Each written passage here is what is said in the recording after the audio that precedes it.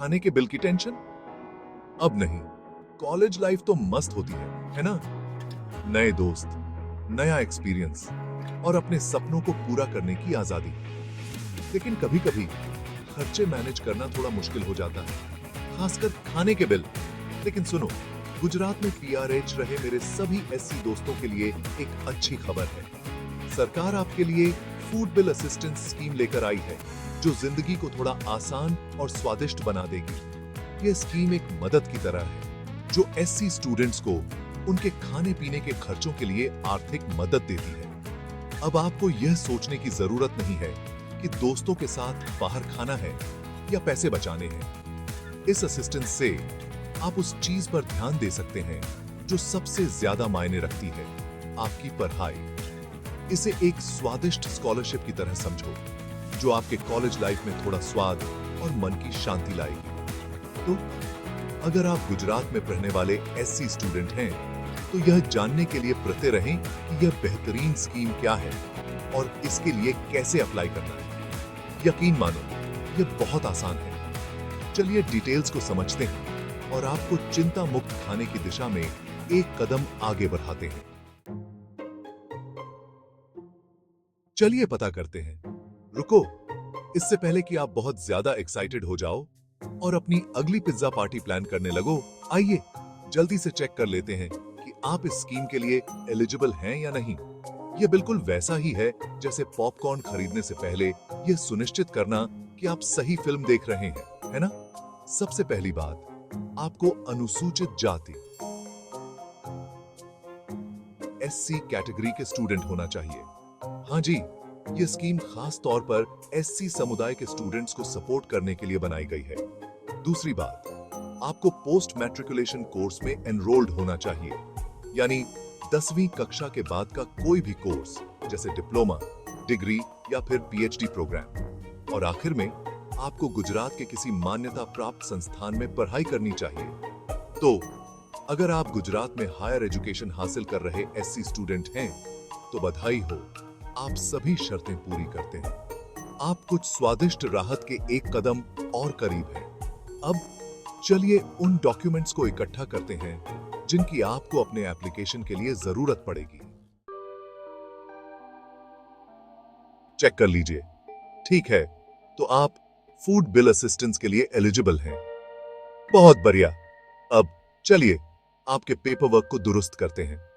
यह बिल्कुल ट्रिप के लिए पैकिंग करने जैसा है। कोई भी जरूरी चीज पीछे नहीं छोड़ना चाहेंगे, है ना? सबसे पहली बात, आपको अपने जाति प्रमाण पत्र की जरूरत पड़ेगी। यह बहुत जरूरी है क्योंकि यह स्कीम के लिए आपकी एलिजिबिलिटी को वेरीफाई करता है। इसके बाद चालू शैक्षणिक वर्ष के लिए आपका एडमिशन प्रूफ।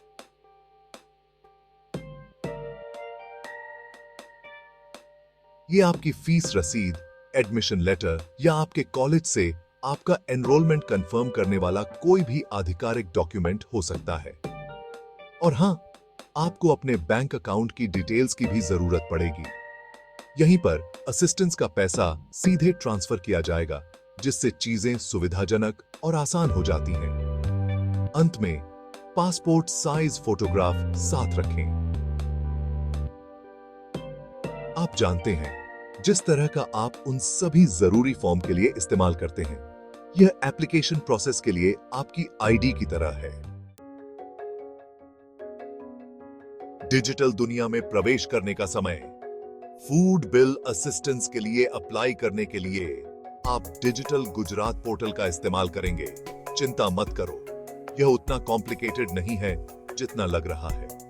इसे सरकारी सेवाओं की एक पूरी दुनिया का आपका ऑनलाइन गेटवे समझें, जिसमें यह शानदार स्कीम भी शामिल है। पोर्टल 24 घंटे उपलब्ध रहता है, इसलिए आप अपनी गति और सुविधानुसार कभी भी अप्लाई कर सकते हैं। अब सरकारी दफ्तरों के चक्कर लगाने या लंबी कतारों में खड़े होने की जरूरत नहीं है। आप सचमुच अपने हॉस्टल के कमरे से अपने पजामा पहने हुए भी अप्लाई कर सकते हैं, अगर आप चाहें तो। बस यह सुनिश्चित कर लें कि आपके पास एक स्थिर इंटरनेट कनेक्शन हो और आप अप्लाई करने के लिए तैयार हैं। पोर्टल को यूजर फ्रेंडली बनाया गया है, यहां तक कि पहली बार अप्लाई करने वालों के लिए भी। लेकिन सुनो, के साथ ही हम आपको वैसे भी पूरी प्रक्रिया में गाइड करेंगे। तो चलिए शुरू करते हैं और आपका एप्लीकेशन शुरू करवाते हैं। सेक्शन 5 चरण 1 लॉग इन करना और स्कीम ढूंढना। चलिए काम की बात करते हैं। अपना वेब ब्राउजर खोलें और डिजिटल गुजरात पोर्टल पर जाएं। अगर आप यहां नए हैं तो आपको एक अकाउंट बनाना होगा। यह एक आसान प्रक्रिया है, बिल्कुल किसी भी अन्य ऑनलाइन प्लेटफॉर्म के लिए साइन अप करने जैसी। आपको अपनी बेसिक डिटेल्स जैसे नाम, मोबाइल नंबर, ईमेल आईडी आदि की जरूरत होगी। एक बार लॉग इन करने के बाद आपको कई सारे विकल्पों वाला एक डैशबोर्ड दिखाई देगा। घबराएं नहीं। सेवाएं या योजनाएं सेक्शन खोजें। यह आमतौर पर होम पेज पर प्रमुखता से प्रदर्शित होता है।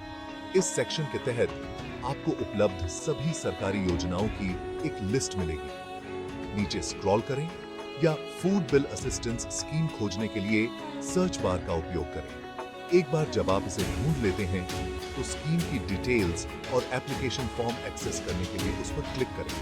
बड़ा आसान है ना? अब चलिए अगले चरण पर चलते हैं।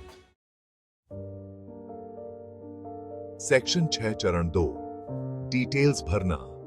सटीकता महत्वपूर्ण है। ठीक है, अब आता है अहम हिस्सा, एप्लीकेशन फॉर्म भरना।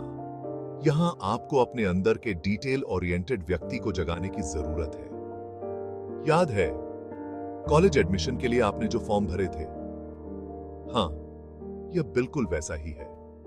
एप्लीकेशन फॉर्म में आपकी निजी जानकारी, शैक्षणिक डिटेल्स और बैंक अकाउंट की जानकारी मांगी जाएगी। सबमिट बटन दबाने से पहले हर डिटेल को दोबारा चेक कर लें। कोई भी गड़बड़ी या विसंगति आपके एप्लीकेशन को अस्वीकार किए जाने का कारण बन सकती है। और सुनो, कोई भी गलत जानकारी देने के बारे में सोचना भी नहीं।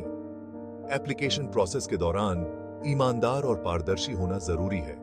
एक बार जब आप सभी आवश्यक फील्ड भर लेते हैं तो अगले चरण पर जाने से पहले जानकारी की एक बार फिर से समीक्षा कर लें।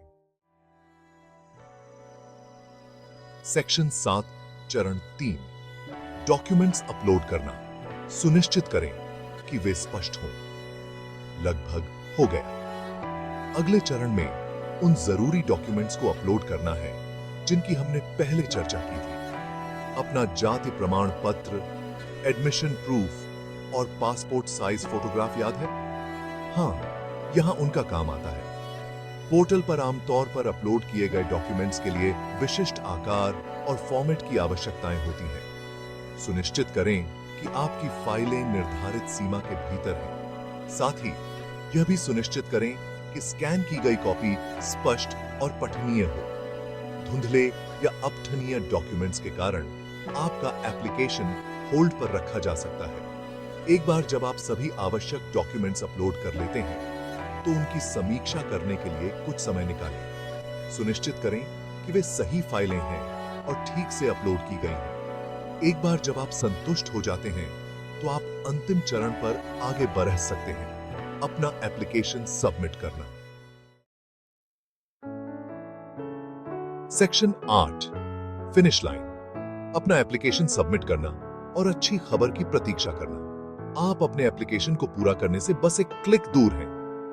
सबमिट बटन दबाने से पहले एक गहरी सांस लें और एक आखिरी बार सब कुछ दोबारा चेक कर लें। सुनिश्चित करें कि सभी डिटेल्स सही हैं, डॉक्यूमेंट्स ठीक से अपलोड किए गए हैं और आपसे कुछ भी छूटा नहीं है। एक बार जब आप आश्वस्त हो जाते हैं तो आगे बढ़ें और अपना एप्लीकेशन सबमिट करें।